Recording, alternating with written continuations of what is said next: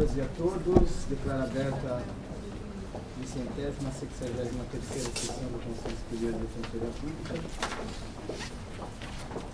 Comunico que nessa semana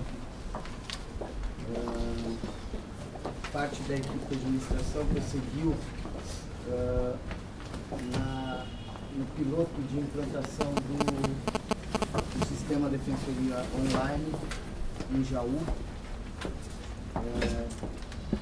Tem sido bastante interessante a experiência piloto em Jaú. Acho que é necessário registrar aqui a colaboração e a boa vontade dos colegas que têm compreendido o que é esse momento de instalação de um projeto piloto, de um sistema que pretende, enfim, reformular o nosso modo de registro da atuação da Defensoria na atividade física. Registro ainda que realizamos nessa semana uma reunião na Secretaria de Administração Penitenciária com o coordenador da região metropolitana, junto com o assessor criminal e os colegas que integram hoje a Central de Gerenciamento de Prisões, na perspectiva de amarrar as necessidades para a viabilização das visitas aos presos provisórios. A administração já está pensando e trabalhando na formulação de uma proposta de deliberação que deve vir ao Conselho nas próximas semanas, que regulamenta a atuação do preso provisório e a atuação em favor do preso provisório com as visitas, conforme está estabelecido na deliberação relativa às notificações. E a preocupação é que a gente consiga, de fato, pactuar com antecedência. Isso já está sendo feito com a capital e Grande São Paulo. Em seguida, a gente deve fazer esse diálogo também em relação aos CDTs localizados no interior, viabilizando as condições materiais mais próximas do ideal que a gente possa conseguir para fazer essas visitas na SAP, o que inclui, enfim, desde a estrutura física, com um ponto de rede, mobiliário adequado, até a disponibilização dos presos em fluxo contínuo, no horário que seja compatível com a nossa atuação de fora, no período da tarde, a disponibilização dos prontuários e mesmo um fluxo para resposta para devolutiva aos presos, para que as nossas correspondências sejam entregues individualmente. Estou bastante otimista no sentido de que a gente tenha condições de conseguir acertar todos os detalhes com a SAP que viabilizem a melhor forma de visitação que a gente possa fazer. Registro ainda que nessa semana nós recebemos a visita da diretoria do IBDD, que trouxe algumas reflexões e preocupações em relação mesmo à nossa atuação em favor da nossa atuação criminal, a política de atuação em favor do preso provisório. A conversa foi bastante profícua e convergente. Por fim, noticio que nessa semana próxima a gente inicia a última fase do concurso, do 6º concurso de ingresso de defensoria. Então, de segunda a sexta-feira, né, Davi? Nós temos o exame oral realizado aqui no nosso auditório. Alguma comunicação da Secretaria, Sara? Então passo para o momento aberto, já passo a palavra para o colega Bernardo Faeda Silva, defensor classificado na Vara Central de Violência Doméstica.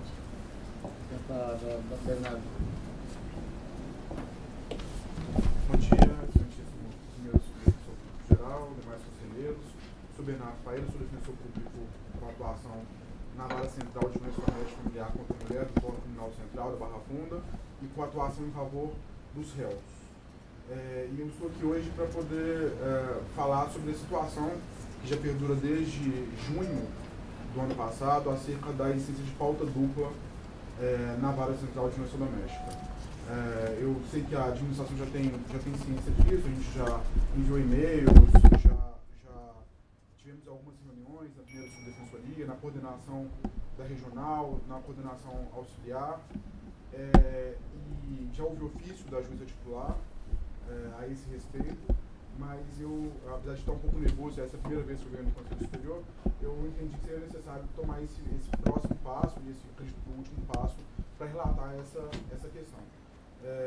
Sei que a realidade de pauta dupla não é uma realidade apenas da Vara Central de Violência Doméstica, mas acredito que atualmente seja a única vara que isso existe de forma permanente. Ou seja, há 10 meses já eu realizo pauta dupla, eu assumo 2 salas de audiência e isso representa uma precariedade muito grande para os assistidos dessa instituição. Na verdade, eu não tenho como estar em 2 lugares ao mesmo tempo, por conta disso mesmo, não tenho como influir diretamente na prova que é produzida e o prejuízo ao réu pretensamente agressor é muito grande. Por isso eu achei necessário realmente relatar essa questão aqui. Na realidade, desde fevereiro de 2013, a vara já conta com 2 juízes. Mas a partir de maio, final de maio, início de junho, é que iniciou esse processo realmente de pautas simultâneas, pautas duplas. Nós estamos desde junho, então, eu e a doutora Mariana, que atua pela vítima, fazendo essa pauta dupla. Na verdade, eu acho que existe uma situação de desproporção em relação aos demais defensores públicos que atuam em varas e fazem audiências de instrução na Barra Funda. Salvo engano, a situação atual da Defensoria Pública é um defensor por juiz. Ali sou eu, apenas um defensor público pelo réu, são 2 juízes e 4 promotoras que atuam perante a vara. Então a situação é bastante precária nesse sentido.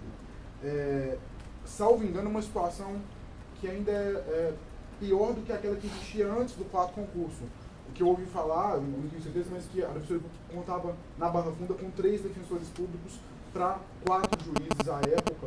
Com a nossa chegada, houve um nivelamento nesse sentido, um defensor público por juiz, ressalvada essa hipótese aí da Vara Central de Violência Doméstica, conta, eu sou o único defensor público pelo réu, com a atuação de 2 juízes e 4 promotoras.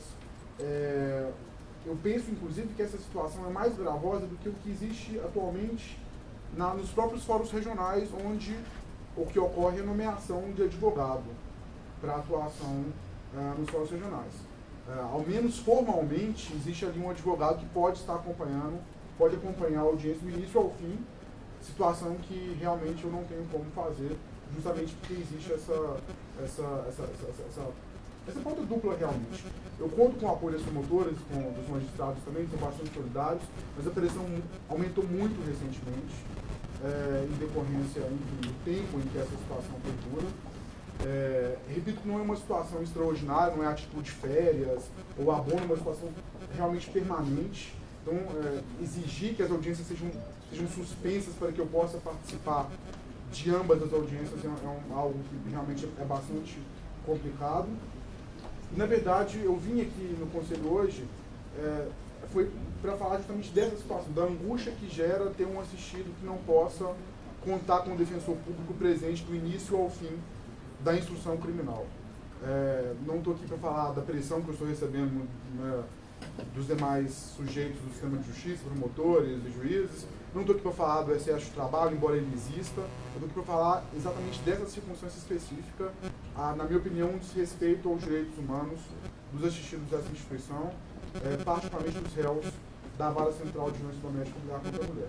Eu vim aqui, na realidade, pedir mais uma vez à administração alguma solução, seja a criação de um cargo, que é realmente o que eu pleiteio, para ocorrer esse nivelamento, e se não for possível, na remota hipótese, na minha opinião, na absurda hipótese de não ser possível criar um cargo, que essa situação seja revista com a possibilidade de nomeação de advogado, ou com algum tipo de rodízio, que realmente entre os defensores públicos, enfim, a solução, não sei qual seria, o cargo é o que eu pleiteio, para que essa solução seja realmente resolvida. A questão hoje na vara central é muito importante porque a atuação do defensor público é muito importante na produção da prova. Como são conflitos familiares, uma pergunta, uma intervenção pode mudar todo o processo. Sei que isso existe também em outras varas, mas realmente a importância de interferir na prova, na violência doméstica, é algo extremamente importante. Lá a gente faz audiências de instrução, audiências de justificação, tem natureza cível, audiências específicas de retratação de vítima, audiência de encaminhamento de réus para programas de reeducação familiar. É uma pluralidade de audiências muito grandes que necessitam, evidentemente, da presença do defensor público. Então, eu agradeço a fala e gostaria realmente de expor essa situação e pedir para que alguma coisa seja feita. Obrigado. Obrigado, Bernardo. Próxima inscrita, Heidi Seneca, da Pastoral Carcerária.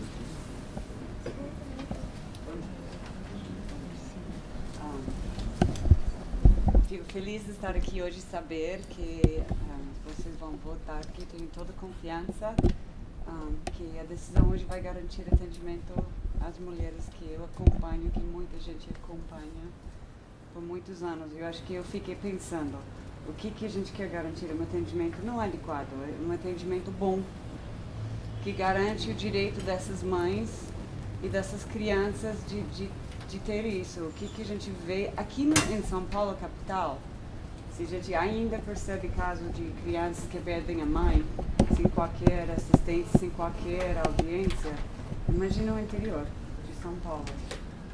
Aí eu fiquei pensando que eu acho um judiciário que acha que só olhando um pedaço de papel pode decidir se a mulher merece ser mãe, porque não é esse direito ser mãe, não é a capacidade. Eu acho que simplesmente achar o merecimento dentro do juízo de um ser humano olhando um pedaço de papel me assusta muito. Então, o fato que essa decisão sobre as mães no cárcere pode garantir que as mães e as crianças tenham alguém para estar presente e defender é super importante. Aí eu fico contente de estar aqui hoje e confio que nós vamos sair com o próximo passo de garantir isso. Eu sei que é uma construção, eu sei que não quer dizer que amanhã as mães vão ter isso, mas eu acho que é um passo muito grande. Então, é isso. Obrigada.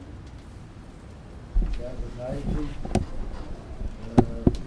Só comentando brevemente, Bernardo, eu agradeço a sua presença, o espaço aqui é voltado justamente para que sejam trazidos os olhares, as preocupações, e a gente consiga, na medida do possível, contornar todas as nossas demandas e problemas na atuação. Acho que o momento de discussão sobre a situação do padrão de votação dos próximos cargos se avizinha, né? De março, mesmo a gente já começa essa discussão aqui, e acho que esse conselho vai se debruçar com bastante carinho sobre a situação que você traz para nós. Agradeço também a presença da Heidi. Soube que a Heidi vai nos abandonar, voltar para os Estados Unidos. Então eu queria também aproveitar esse momento para, em nome da Defensoria Pública, agradecer, Heidi, a importância, enaltecer a importância do seu papel na pastoral, na militância que faz a gente acreditar que vale a pena, que a gente consegue fazer a diferença, e externar a admiração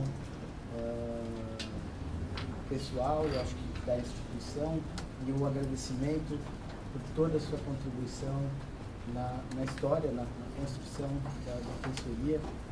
Espero que você ainda nos brinde com um retorno, quem sabe, mas agradeço muito a presença. A última inscrita no momento aberto, Cristina Guelfi Gonçalves.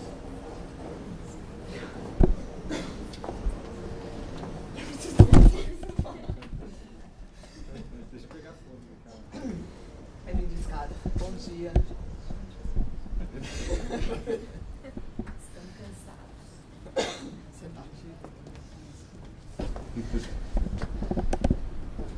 A mala tá bagunçada. Não é que vem de escada ainda. Bem, conselheiros, bom dia a todos os presentes. Vamos lá, vamos ver se consigo. Em primeiro lugar, eu queria marcar com os conselheiros, ver se seria possível. Pretendo apresentar um relatório das atividades da escola, com alguns números, alguns dados, principalmente de 2003. Também um organograma com que a escola pretende fazer com os novos funcionários que já assumiram e os que vão assumir ainda. Então, a gente pretende criar alguns setores dentro da escola, eu queria passar isso para o conselho. E também um relatório de atividades do que foi feito até agora. Então, acho que eu vou precisar talvez de uns 10, 15 minutos, então talvez marcar com os conselheiros uma sessão em que a pauta não esteja tão carregada para não atrapalhar tanto. Então, se vocês puderem pensar numa data, não sei como está o cronograma de vocês, e depois me passarem, pode ser por e-mail, enfim, para a gente fazer isso com calma e ter essa oportunidade de apresentar esse relatório, esses dados para vocês. A segunda coisa, queria novamente, já mandei um e-mail para todos, mas acho que é importante fazer esse registro em público em relação ao curso que foi realizado pela Unifesp. Na sessão retrasada saiu a recomendação para a escola abrir, na verdade, para organizar o curso em outras regionais, né? E, na verdade, antes do pedido de afastamento, eu já havia sido questionada por alguns conselheiros, o Zé Macir me mandou um e-mail, o Rafael Português também me questionando por que as vagas tinham sido abertas apenas para a capital. Eu tive a oportunidade de esclarecer, posteriormente esclareci para os conselheiros por e-mail, mas acho que essa informação ainda não chegou a todos os colegas, porque eu continuo recebendo e-mails sobre esse assunto. Então, eu achei importante vir ao conselho, fazer essa explicação de uma forma pública, talvez até para sair no registro, né, do relato do conselho, para que não pare mais nenhuma dúvida. Então, reiterando que os conselheiros já ouviram, né, de mim pelo e-mail, esse curso ele foi organizado pela Unifesp, é um curso que chama Capacitação em Crack e Outras Drogas. O nome não é muito feliz, também recebi alguns comentários a respeito desse nome, mas a gente divulgou, enfim, o nome que foi dado pela organização do evento. Foi um curso organizado pela Unifesp, eles participaram de um edital do Ministério da Justiça, e o objeto do edital, desse curso, era justamente a capacitação da rede da capital. Então, o treinamento e a capacitação de pessoas que lidam com esse assunto aqui na capital de São Paulo. Então, quando a gente entrou em contato com eles, até para saber do programa e tal, eles deixaram isso claro e falaram que é possível que outras universidades também participem desse mesmo convênio com o Ministério da Justiça e tenham a oportunidade de oferecer esse curso em outras cidades do interior. Eu não sei, eu pensei depois que veio a recomendação do Conselho, talvez a gente possa até entrar em contato com os próprios coordenadores da IDEP para ver se é possível, como é um curso muito localizado, fica difícil para mim, aqui da capital, organizar um curso com a rede de todas as regionais, mas talvez em contato com a coordenação da IDEP local, a gente consiga organizar alguma coisa, mas de qualquer forma, foi por esse motivo que as vagas foram abertas só para a capital, porque era o objeto do curso mesmo. A pedido da Franciana, a gente verificou a possibilidade de gravar o curso, até para ser transmitido depois para os outros colegas da capital. A gente não obteve autorização, como não é um curso da escola, a gente não obteve autorização da coordenação. Teria que ver professor por professor. A gente ainda não desistiu, mas pode ser que algumas palestras a gente consiga e outras não. Porque parece que é um curso muito interessante. O Paulo da TP diz que o conteúdo do curso é bastante interessante. Então, acho que era isso que eu queria esclarecer.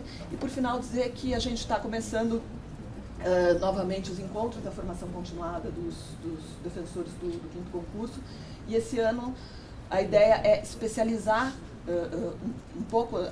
Durante o ano passado, todos os encontros foram mensais e com temas que abrangiam todas as áreas. A ideia desse ano é que os encontros sejam bimestrais e que a gente consiga fazer uma especialização. Então, a ideia seria oferecer 3 cursos, um curso de criminologia, um curso de técnicas de mediação e um curso na área da infância e juventude.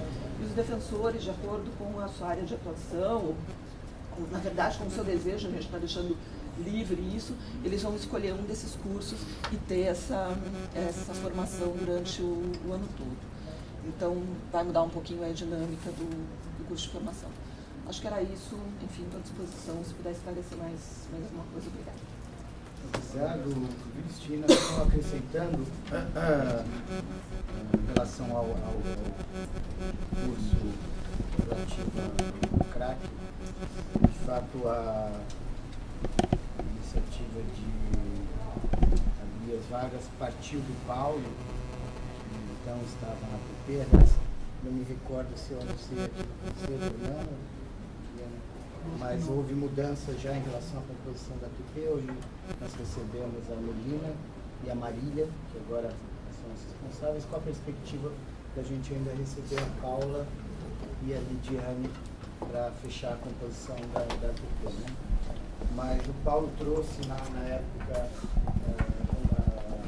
uma demanda para vagas para esse curso, e na ocasião, ele já em contato com a própria organização, alertou que ele fez um contato com a própria coordenação, perguntando da conveniência que já havia pleitos de colegas, de agentes da própria Grande São Paulo de realizar o curso, e ele foi alertado de dois fatos. Um, que o curso seria voltado à realidade da capital, então customizado aos equipamentos aqui da capital, e dois, que o mesmo edital do Ministério da Justiça que abriu as vagas aqui para o Unifesp tinha sido aberto para outros locais do estado, então seria conveniente e adequado que as pessoas das outras regiões fizessem o curso local. É óbvio que ele não pode garantir como e quando ocorrerão esses cursos, mas a ideia, sem dúvida, não foi excluir ou vetar o acesso. É uma peculiaridade que a gente tem que considerar mesmo. Bom, acho que a gente podia ver essa data para Cristina trazer o relatório da escola. Não sei se a gente já podia fixar isso. Vocês já...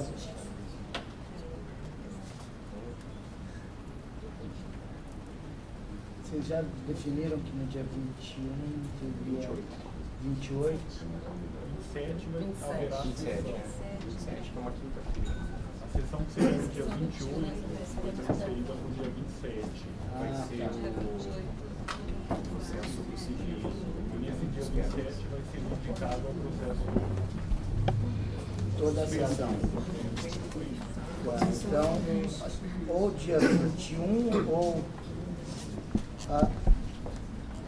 dia 7 haverá sessão pós-carnaval, né? Ou dia 21 ou dia 7, Cristina? Pode ser para março, para mim é diferente, na verdade, pode ser até mais para frente. Dia 7 de março, então, deixamos mais ou menos. Mas acho que pode se aproveitar o próprio momento aberto aqui para trazer essa exposição, enfim. Mas a gente já deixa agendado, então, no dia 7 de março para isso. Bom, passo a palavra, então, para os conselheiros para as manifestações.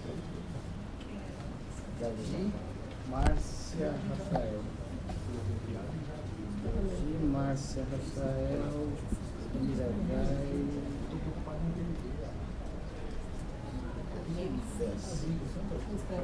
Davi com a palavra.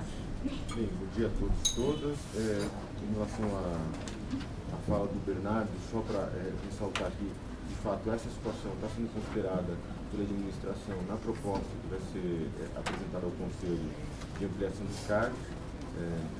A Paula Cardoso, que é a coordenadora da regional, já havia me relatado várias vezes a dificuldade. Tentamos chegar em algum ponto de construção, permitindo a atuação dos colegas da vara singular.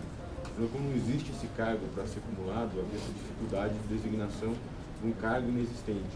Então, a solução definitiva seria criar, de fato, um cargo a mais para o réu no JPT da Barra Funda.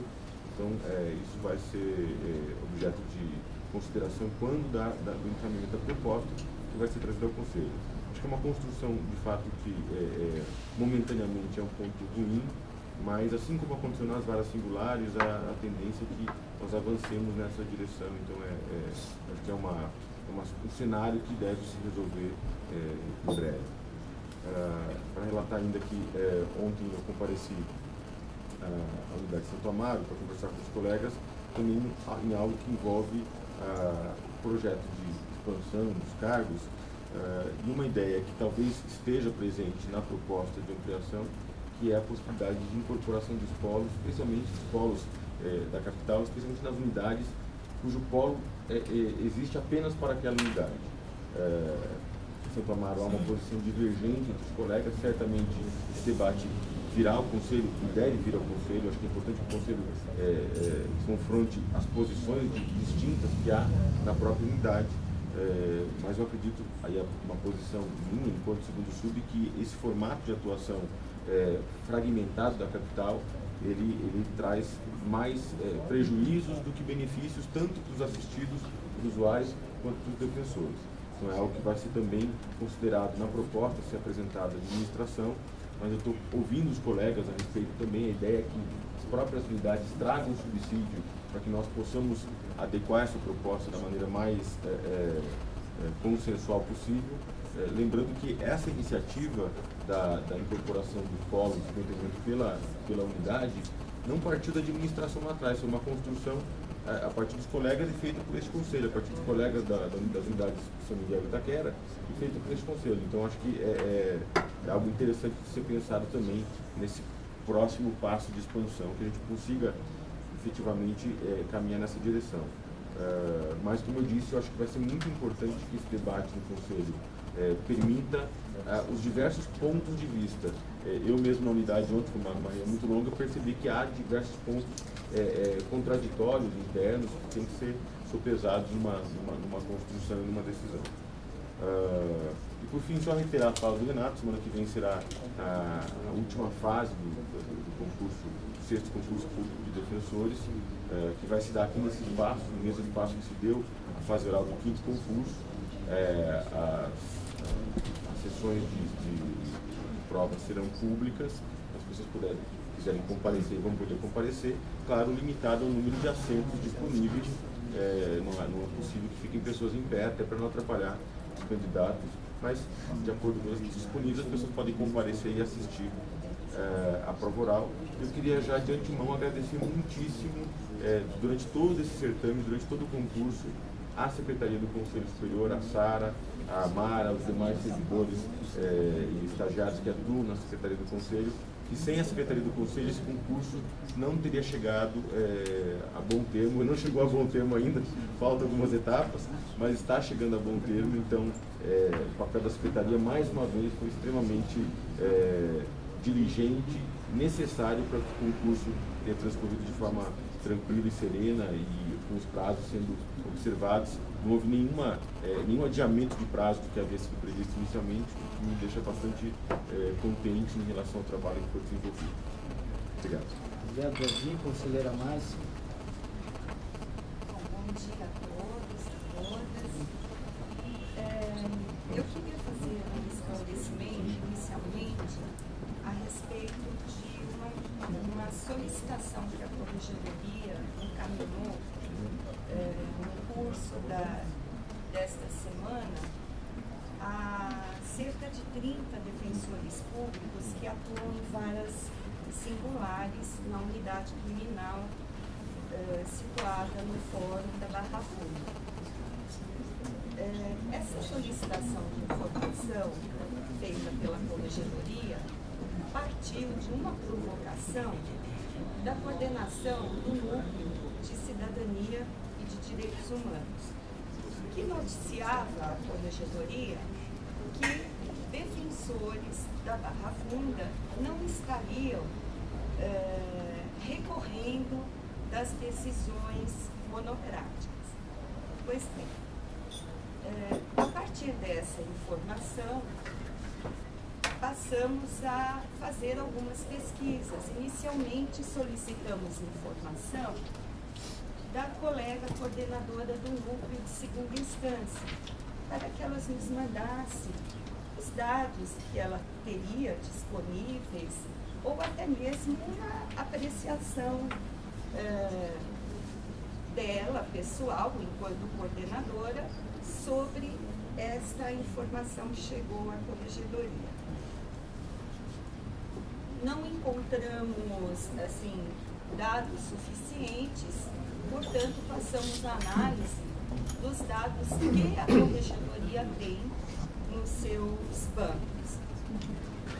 E, a partir daí, fizemos uma média de recursos, fizemos uma média de habeas corpus, e o meu assistente, a Luísa, aqui presente, se eu até peço que você me corrija em algumas coisas ou complemente as informações, o Aloysio, juntamente com um ex-servidor, agente de defensoria da Corregedoria, o Abdiel, acho que todos conhecem, elaboraram uma fórmula que levasse em consideração o número de impugnações e o número de contratações apresentadas por cada defensoria, para tentar se chegar a uma compreensão do que ocorria naquela determinada, em todas as defensorias das varas singulares.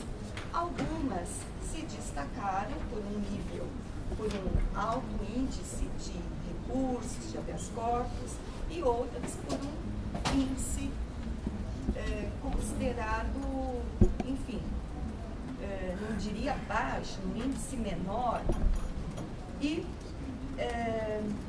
chegou-se, por esses cálculos, a uma média. E as defensorias que se encontravam abaixo dessa média,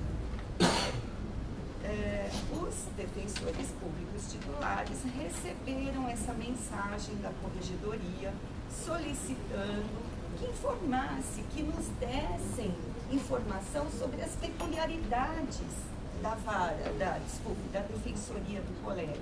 Até exemplificamos, não me lembro os termos, mas característica do juiz, se mais ou menos garantista, promotoria, o comportamento do Ministério Público naquela vara, enfim, demos até uns indicativos. Parece que esse pedido da Corregedoria causou uma comoção pública. Talvez tenhamos até que tomar algumas medidas, assim, porque os colegas se revoltaram, se rebelaram, enfim, se rebelaram não, mas se indignaram com esse pedido da Corregedoria.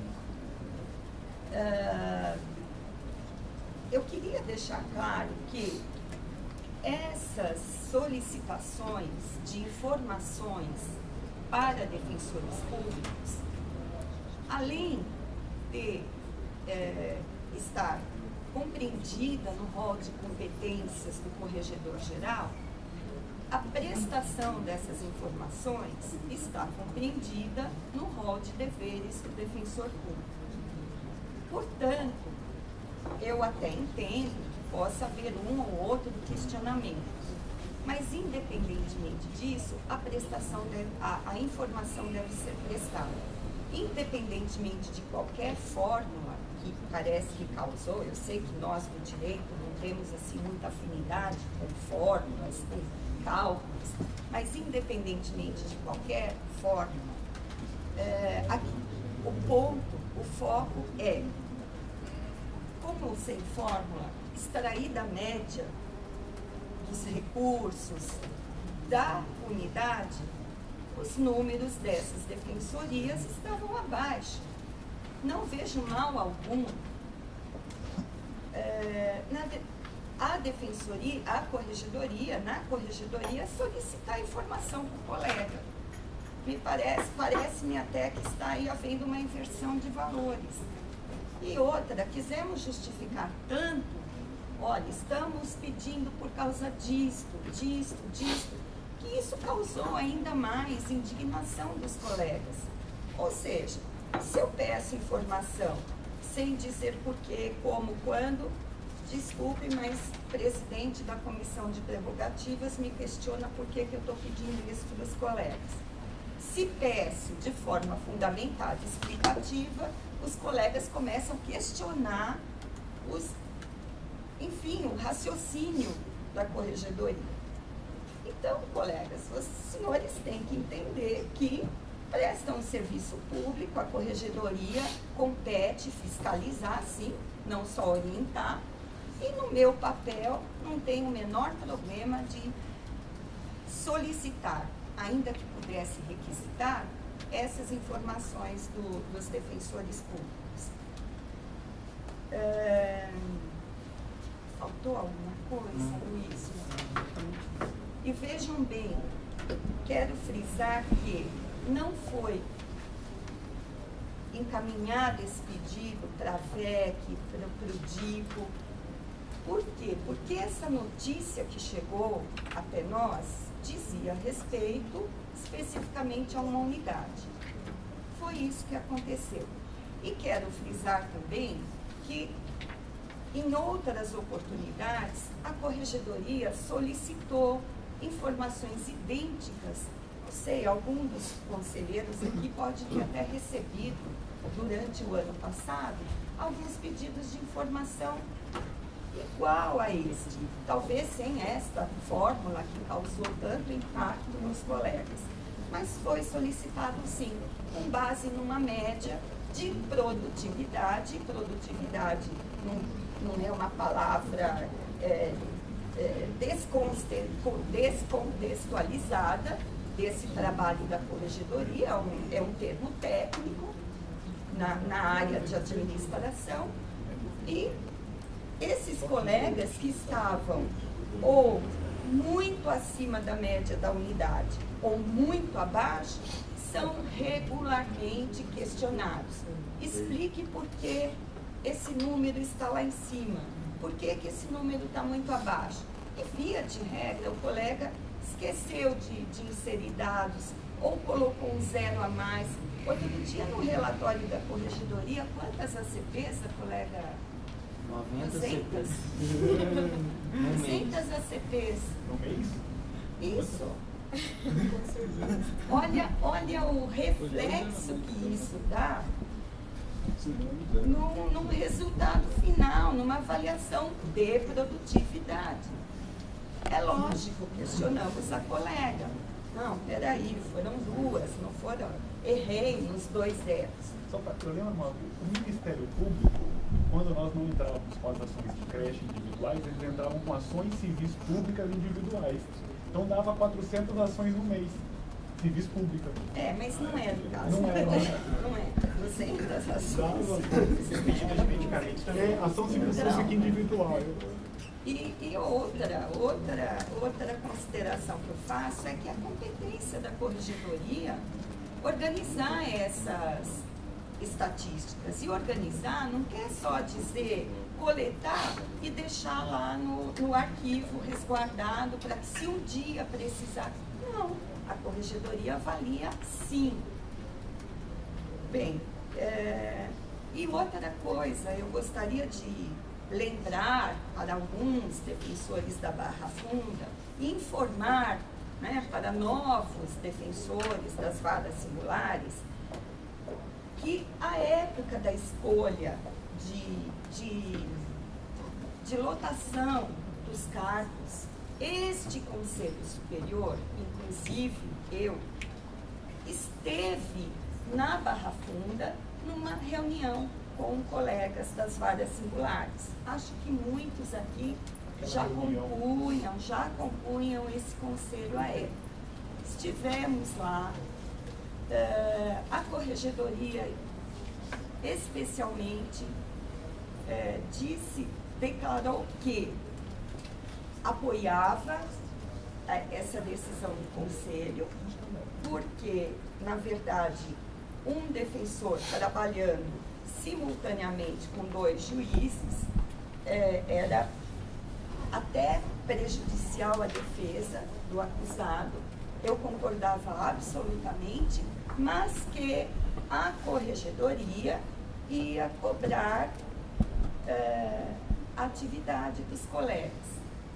E porque apareceram outras prioridades, a corregedoria não chegou nunca sequer pedir uma informação. E agora sim pedimos. depois de um estudo mais aprofundado, uma análise estatística. Enfim, causou todo esse espanto, é aquela coisa de, não vou dizer fofoca, mas é historinha de criança, né, que a gente brincava de telefone sem fio, é isso que acontece. Então chegaram ao meu conhecimento as situações mais bizarras. Enfim, que a fórmula constaria do livro do Aloísio, que o Aloísio fez essa fórmula, Luciana, com a sua participação.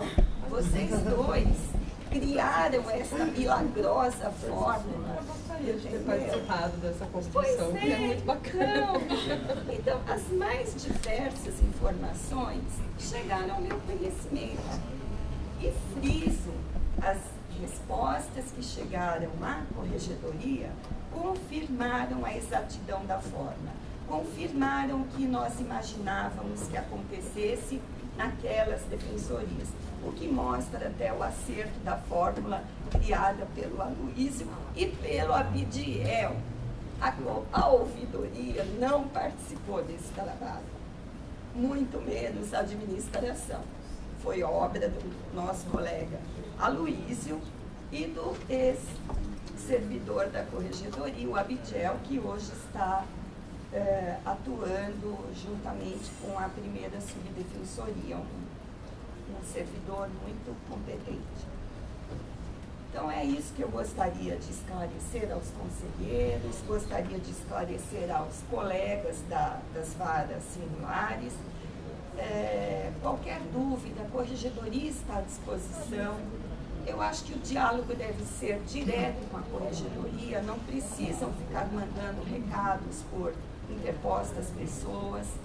A corregedoria sempre foi um órgão muito aberto, muito preocupado com orientação, mais do que com fiscalização, e me surpreende até essa comoção que parece que a notícia, foi o espetáculo na Barra Funda essa semana. Então, reitero que nós estamos abertos a receber colegas, tenho recebido quase semanalmente colegas que nos procuram, ou nos procuram por e-mail, ou pessoalmente. Estou passando por aqui, posso ir aí conversar com a senhora? Pode. Não me recuso a atender ninguém. E me disponho a conversar o quanto, uma, duas, enfim. Não nos negamos a receber qualquer colega, orientá-lo e conversar, e nem mesmo a Luísa e Carolina.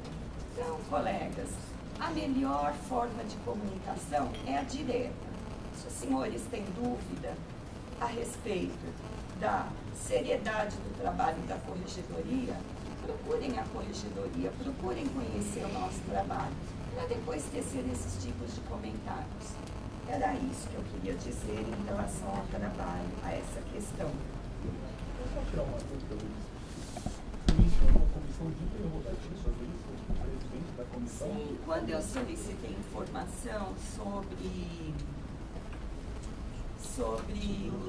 os problemas enfrentados nos plantões judiciários, no recesso e tal, que eu encaminhei um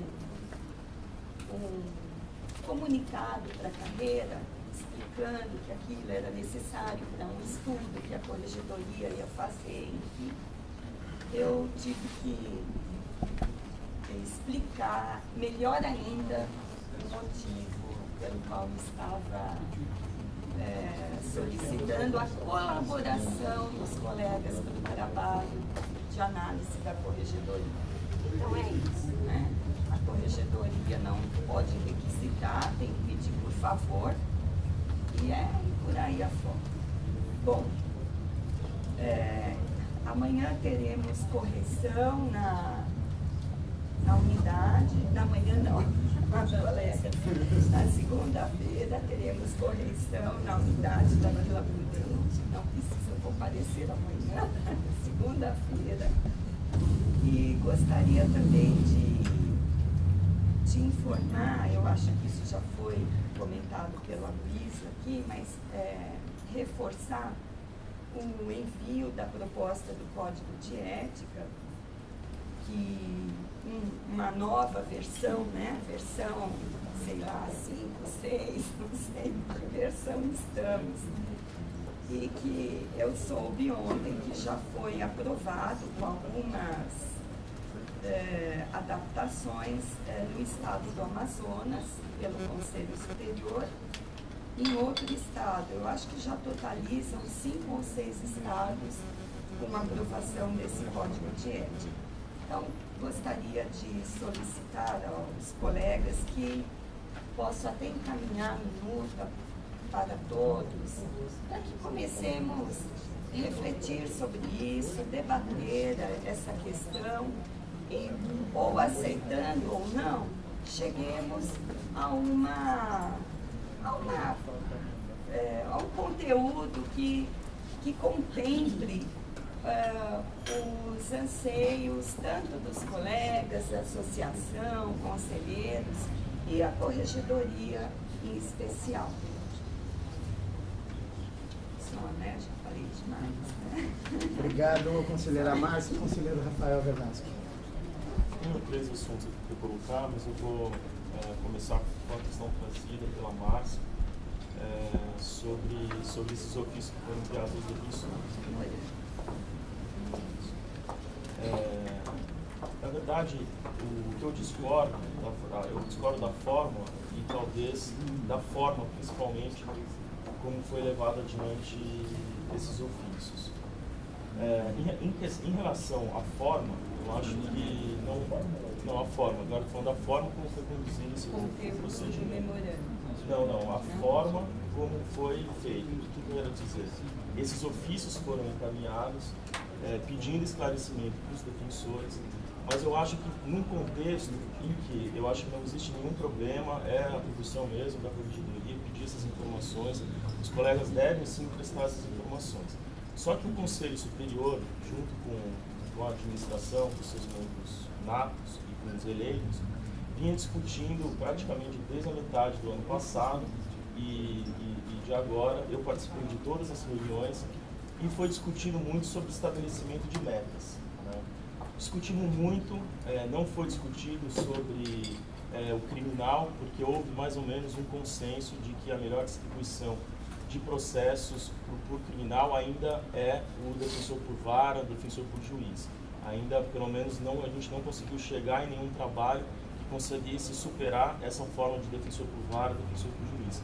Então foi discutido muito os dados do civil e da família. E depois de diversas discussões, a gente chegou à conclusão de que os dados que a gente tinha em mãos não eram suficientes para estabelecer metas a serem alcançadas pelos defensores do civil e do família, e que esses dados seriam, então, utilizados principalmente pela administração e pelo Conselho no processo de divisão de atribuições, utilizando como forma de gestão e considerando, sim, para eventuais distribuição de cargo e tudo mais. Mas que foi decidido aqui pelo Conselho de que essas metas não seriam metas únicas a serem alcançadas de forma conjunta por todos os defensores, principalmente por causa das diferentes peculiaridades de cada local, de cada unidade do interior com a capital. Então a gente levou em consideração justamente o juiz em que ele atua, o cartório que ele atua, o promotor que ele atua, tudo isso tinha que ser levado em consideração. E aí, quando eu digo que a forma, eu acho que foi equivocado por parte da corregedoria, que eu acho que não tem nenhum problema pedir atribuição, e até acho que a corregedoria deve sim fazer a correção no local. Mas o problema é que ali se estabeleceu uma meta a ser alcançada.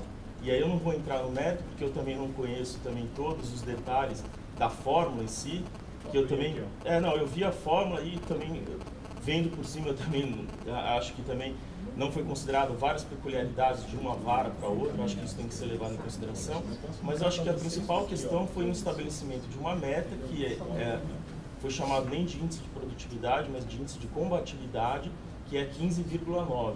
Então, quer dizer, o defensor público deve, então, explicar por que ele não atinge o 15,9. Ou seja, se estabeleceu uma meta no mesmo momento em que o Conselho Superior aqui havia estabelecido um consenso de que não estabeleceríamos meta uniforme para todos os defensores. E aí, até quando se estabelece, e aí entrando um pouco na questão do mérito mesmo da fórmula, se estabeleceu 15,9 para os defensores da Barra Funda. Então, por que não considerou o Estado inteiro? Porque dentro da Barra Funda também existem peculiaridades, uma vara é diferente da outra. Às vezes a terceira vara e a quinta vara são mais diferentes do que a sétima vara de Marília, de Bauru. Então, se não foi feito um índice conjunto para todas as varas do Estado inteiro, eu acho que é um reconhecimento de que também não houve essa consideração de que há diferenças mesmo dentro da Barra Funda. Mas eu acho que a principal questão mesmo, para mim, é a questão do estabelecimento de metas. Eu acho que o Conselho foi no sentido de que não estabeleceríamos uma meta comum a ser alcançada e, de uma forma ou de outra, a partir do momento que você envia um memorando para o defensor público pedindo esclarecimento por que não tirou 15,9, no meu entender, está se dizendo que deve ser atingida uma meta de 15,9, principalmente vindo da Corregedoria, exigindo que essa meta seja alcançada. Eu queria aproveitar... Fazer uma parte, eu acho muito importante explicar isso. Se nós não tivéssemos feito essa fórmula, se eu tivesse extraído uma média da unidade, essas pessoas estariam abaixo dessa média. É isso. Eu gostaria, então, que o Aloísio explicasse. A Corregedoria não tem nada a ver com esse trabalho de metas. Eu estava apenas dando cumprimento a um dever de corregedor geral. Eu tenho o dever, tenho a obrigação de fazer isso. Não tem nada a ver com esse trabalho de metas, de produtividade, da administração, do conselho, da ouvidoria, seja lá de quem for. Então, eu quero deixar isso bem claro. Esquecendo essa fórmula e pegando uma média da unidade, as defensorias estariam abaixo dessa média. E eu já fiz isso diversas vezes com colegas do interior. E não teve essa celeuma. Agora, por que talvez tenha tido essa celeuma? Eu trabalhei lá há 20 anos, durante 20 anos. Eu sei muito bem que um juiz é mais severo que o outro, um promotor recorre mais que o outro. Isso é óbvio. Isso aí é muito claro, dispensa maiores explicações.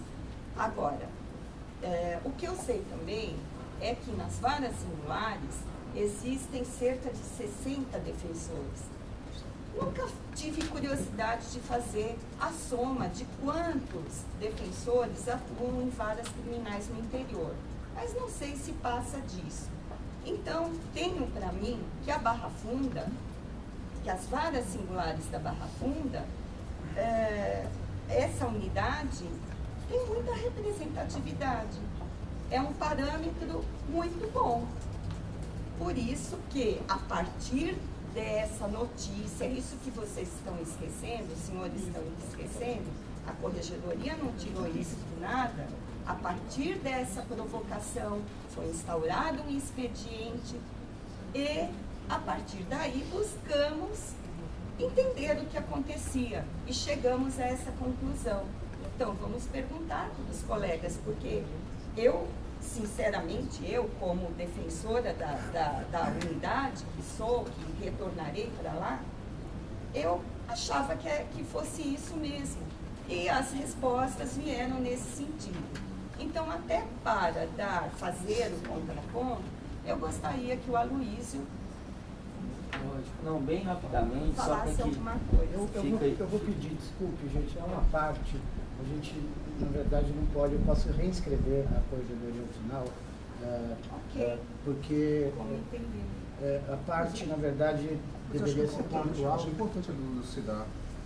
Tudo bem, ele vai elucidar depois da gente fazer a rodada de inscrições, porque eu tenho que garantir a palavra do conselheiro, que tem outros dois assuntos. Se a corregedora quiser fazer essa explicação, a gente reinscreve aqui para que haja essa manifestação. Bernardo.